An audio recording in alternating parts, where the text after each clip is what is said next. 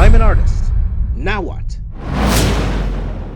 Hi, I'm James the Box Office Artist, and this is a classic interview with my friend Jim Zub. Jim Zub is a writer for Marvel. He's also a teacher at Seneca College here in Toronto. And if you want to get into self-publishing, Jim goes deep into it. You ever wanted to make your own comic book? Jim goes into it in this classic interview. This will be a lot of fun. You're going to learn a lot. And if you like this interview, I did a brand new interview with Jim, and it was way more in depth with this. We sat down for what was it? An hour and a half? About an hour and a half with Jim, talked about everything about how he got into comics, how he got his job in the first place, to is school absolutely necessary? And his answer might even surprise you. So why don't we go ahead and learn from my good friend, Jim Zub. Hi, I'm here with my friend, Jim Zub. How do you pronounce your last name first? Zub. Yeah. Zub's good?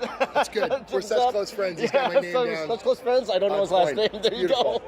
you go. And we are here at Fan Expo Canada, and Jim is a great resource, and he will explain why. Jim, why don't you first of all tell us what are you currently working on right now? Well, I'm a comic book writer. Before that, I was an illustrator, art director. I worked in animation, all kinds of different stuff. I'm known now mostly for my comic writing. So I'm currently working on Thunderbolts for Marvel, Dungeons and Dragons for IDW, a series called Wayward at Image Comics, and a brand new Image creator-owned series called Glitter Bomb that's actually launching here at the show. Oh, so how did you get your start going into comic books? So my background's in animation, so I started as an illustrator and an animator, and I learned a lot about storytelling. I didn't actually think, I loved comics, I always wanted to do it, but I didn't think there was a way in. When I was growing up, it's a different time, in the 80s, it felt like you had to live in New York City or be like a brilliant British person in order to work in comic books, particularly Marvel and DC. And so I got into animation because it felt like something that I could, it was storytelling, it was something I loved, and there were larger crews of people. In the time after I graduated school, the internet started to become a thing, and my first comic was actually a web comic that I started posting online in 2001.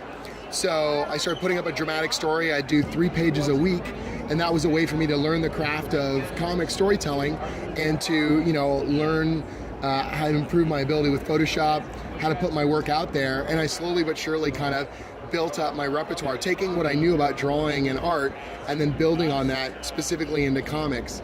A few years later, I would join the Udon studio, first as a colorist, then an illustrator, and then as an art director. And through that, I learned the business of comics, how the industry works, how publishing works, pre-press and all that stuff. So when it came time for me to do my own comic series in 2010, I had sort of both kind of the creative storytelling knowledge and a lot of the business chops to help me get my book out there. Okay, fantastic. So what's it like? So Image Comics is publishing your stuff. Do you self-publish your own material? No, so all my creator-owned stuff since then has been through Image. So I did a series called Skullkickers in 2010. 2014 we launched Wayward, and this weekend we launched Glitter Bomb. So 3 creator-owned series I've done at Image now, and they've been a great fit. There's a lot of freedom to the way that they do their books, but there's still a structure there. And of course, thanks to books like Saga and The Walking Dead, people know the Image brand really well. Okay, well that jogs a question in my mind. How would you go about pitching a series whenever you're going to publish it, like Image or any sort of publisher? Well, no matter who you're going to approach, what you need to do is you need to convince them that you've got a professional quality product. If you're a known quantity, if you're already a known professional, it's that much easier because, you've already written for all these big companies. Well, we would like you to work with us. But if you haven't, then with a smaller publisher, you need to go and say, okay, I'm producing work as good or better than the stuff you're currently publishing.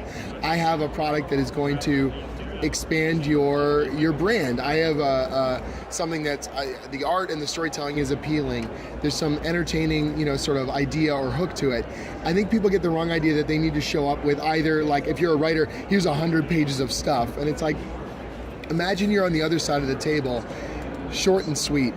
Give me a 2-page outline of what this thing is, show me some samples of artwork, ideally a finished first chapter, so you can get a really solid sense of what this thing's gonna look like once it's published. And if it looks good and it is of professional quality, you've got obviously so much better a chance to make an impression that's a positive one. And even if they decide they don't want to publish it, you're gonna make a good impression, and you're probably gonna build a relationship that you can keep approaching an editor or a publisher and say, okay, if you're not into that thing, can I send you my next idea? Because you treated them professionally and you didn't waste their time. Right.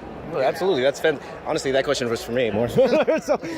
But also along those lines, what is the best way to contact those type of publishers? Would be try to find them at cons? Would it be through social media? Most of the publishers have a submission email that they use. So there's like a standard submission email that you can contact them through.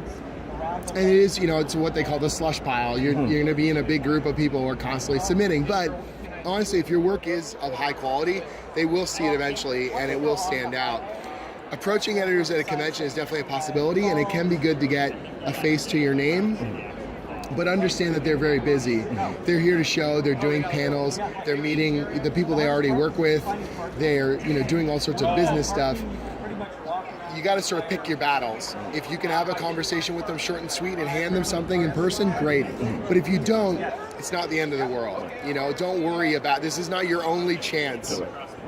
The work is going to do the majority of the talking. And nowadays with the internet, publishers work with artists all around the world. There's artists I've worked with I've never met in person. I've had a professional working relationship with them for years, and I've never met them in person. So you can make a good impression with strong work wherever you live. Yes, having a personal contact can be helpful. Meeting someone and the kind of happenstance stuff that happens here at a convention where we'll be out tonight at an industry event and then someone says, oh, have you ever met Jim? And all of a sudden we're talking about a potential project. That is wonderful. And if you can make it to a convention, I highly recommend it, but it's not the only way in. Okay. So what would be your advice to them if they were trying to break into comic books? So your fundamentals have got to be strong. If you can't draw consistent figures, if you don't, and I'm not just saying draw like your favorite artist, I'm saying draw from real life, figure drawing, understand anatomy, and that doesn't mean that you have to draw realistically. When I say draw anatomy, that there's a consistency in a volume and form rather than it being like you must draw like a photograph or trace a photograph or anything crappy like that. I want you to have a consistency that your character looks the same from all these different angles, that there's a sense of volume and purpose to what they're doing, that you're not, it's okay to have exaggerated musculature, but that if it looks the same from panel to panel, it looks like the same person's arm, even if it's Humberto Ramos kind of blocky, angular, or it's more realistic like a Brian Hitch or something like that. There's a consistency to their artwork, and I think that's really crucial for storytelling. That you understand perspective, and that doesn't just mean that you can trace a background, but that you understand the purpose of eye line and horizon line and where vanishing points go and drawing solid form so that again, where these characters are in a scene, proper proportion. Yes, this character might be the Hulk and that character might be really small, but from panel to panel there's a consistency between them and their relative sizes. That kind of stuff I see a lot of problems with artists. They can draw a cool pose or they can draw a cool pinup, but I don't get a sense that they actually understand volume and they can move these characters through space. Get your basics down, and then put together storytelling samples, put together panel-to-panel stuff that shows that you can put these characters through the paces. And you're not gonna be able to do that in 1 page or 2 page or 3 pages. You're gonna have to do 5, 6 page stories, 10 page stories, 20 page stories. If you wanted to be a basketball player, you wouldn't just grab a basketball and try out for the NBA. You would be doing practice every morning. You'd be shooting hoops, you'd be doing layups, you'd be dribbling, you'd be doing drills to get better. You need to do that with your drawing and with your storytelling the same way. Okay, awesome. So by the way, Jim talks, you could tell he also teaches as well. So very well spoken. In fact, he does a video game program at Seneca College, and we'll do a part 2 where I actually talk to him about that, hopefully at Seneca. But for today, I know he's a busy guy. He's got people waiting for him. So thank you, Jim, so much for doing this for me. All continued success with all of your projects. And before we leave, where can our fans find you? So my website is jimzub.com, so it's JIMZUB.com.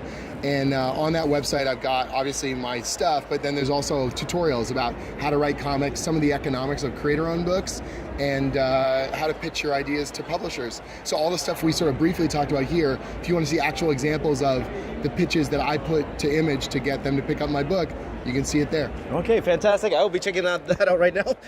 Thank you so much, Jim, for your time, and hopefully great success in the future and at the con today. Thanks, man. So many things to learn from Jim. What was your favorite drop of knowledge that Jim gave us? Why don't you let me know that in the comments down below? And if there's anyone else that you would like to see me interview, why don't you let me know in the comments down below as well? This is all part of the relaunch of the Box Office Artist podcast, which will be launching very, very soon. So you want to subscribe to this channel because every week we will have one brand new podcast. Plus, we will take the best bits from that podcast and clip them out so you can watch those as well throughout the week. So much knowledge so you could decide which career path in art will be right for you. Okay? What was your favorite part about this interview? Why don't you let me know in the comments down below. Thank you guys for watching. You guys are the best. Please do subscribe to all of the James Ray's Media Network channels. And my name is James, and I'm your best friend.